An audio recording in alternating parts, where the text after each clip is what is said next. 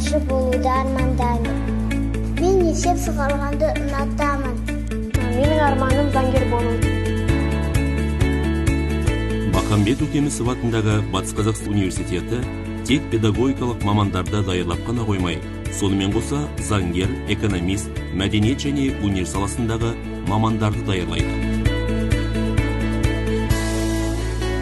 Университет оқытушылар мен студенттердің шығармашылық әлеуетін сақтап, ұжымдастық, достық қасиеттерін сақтай отырып, ұрпақтан ұрпаққа дәстүр ретінде жалғастырып келеді. 1932 жылдың 1 қазанында Казрайкомның жарлығымен Оралда Қазақстандағы екінші педагогикалық институт ашылды. Студенттердің алғашқы 29 түлегі жоғары білімі бар мұғалімдер болды, ал жас институт өзінің өміршеңдігін көрсетті. Пушкиннің қайтыс болғанына 100 жыл толуына орай институтқа атақты ақынның аты берілді. Екінші дүниежүзілік соғыс. Институт үшін ең ауыр сынақ. Институт ұстаздары мен студенттері ерікті түрде Ұлы Отан соғысында соғысты. Сондай-ақ патриоттық қозғалыстарда қорғаныс тылы үшін де белсенді қатысады. Орал педагогикалық институтының 50 жылдық мерейтойына байланысты құрмет белгісі орденімен марапатталады.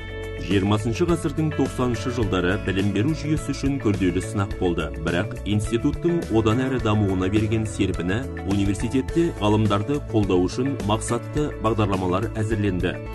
Қазақстан Республикасы үкіметінің шешімі бойынша Пушкин атындағы Орал педагогикалық институты Пушкин атындағы Батыс Қазақстан гуманитарлық университеті болып қайта құрылды. 2000 жылдың 14 ақпанында Қазақстан Республикасы үкіметінің қаулысы бойынша 3 жоғарғы оқу орнының бірігуімен Батыс Қазақстан мемлекеттік университеті құрылды. 2003 жылы университетке өз халқы үшін күрескен батыр ақын Махамбет Өтемісовтың есімі берілді.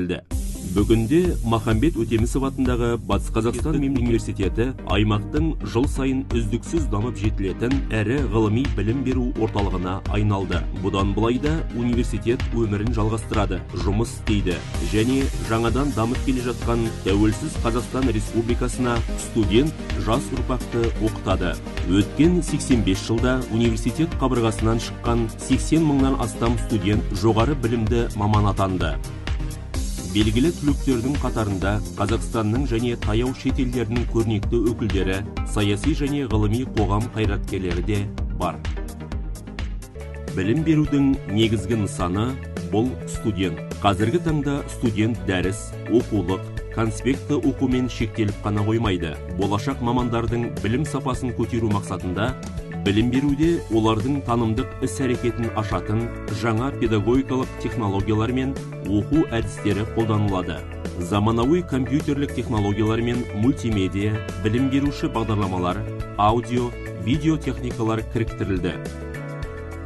Оқу жүйесін қамтамасыз ету үшін атаулардың әдістемелік оқу құралдары, электронды оқулық, видео дәрістер жасақталды. Студенттерді оқыту білім беру сапасының халықаралық еуропалық стандарттарына сай жүргізіледі. Университетіміздің тағы бір стратегиялық өзектілігі қоғамды іскерлікке тарту болып табылады. Жоғарғы оқу орнына кредиттік оқыту жүйесін кіріктіру білім берудің басты талабы. Бұл бағыттағы жұмыс үздіксіз. Университет 6 факультет бойынша бакалаврларды дайындайды. Педагогика факультеті, филология факультеті, тарих, экономика және құқық факультеті, жаратылыстану, география факультеті, мәдениет және өнер факультеті. Махамбет Өтемісов атындағы Батыс Қазақстан университеті әлемдік білім беру кеңістігін қалыптастыруға бағытталған Болон декларациясын қабылдаған алғашқы жоғарғы оқу орнының бірі. Қазіргі таңда Еуроодақтың, Ресей Федерациясының, ТМД мен Азия мемлекеттерінің жоғарғы оқу орындарымен 136-дан астам келісім шартқа қол қойылды. Махамбет Өтемісов атындағы Батыс Қазақстан университеті тек Батыс Қазақстан облысының ғана емес, бүкіл батыс аймағының басты ғылыми орталықтарының бірі болып табылады. Университет Асан Дабысұлы Тайманов, Всеволод Васильевич Иванов, Қажым Жұмалиев, Есенбай Ағелеуұлы Агелеуов, Мәтжан Максимұлы Тілеужанов, Туяқбай Зейітұлы Рысбеков, Разак Абдрахманович Абузяров, Мендалиева Дина Кенжебекқызы, Дарбаева Талсен Исенамадовна, Партушина Мария Максимовна, Кузьмичева Александра Егоровна, және Серікқали Ғабдешұлы Шарабасов, Ержанов Махамбет Ержанұлы, Гурьева Галина Герасимовна сияқты белгілі ғалымдарымен танымал. Университеттің студенттері ғылыми зерттеу жұмыстарымен қатар қоғамдық және тәрбие жұмысына белсене қатысады. Нақты білім мен тәрбие ғана студент жастардың патриоттық және моральдық рухани дамуында тиімді рөл атқарады. Университеттің студенттері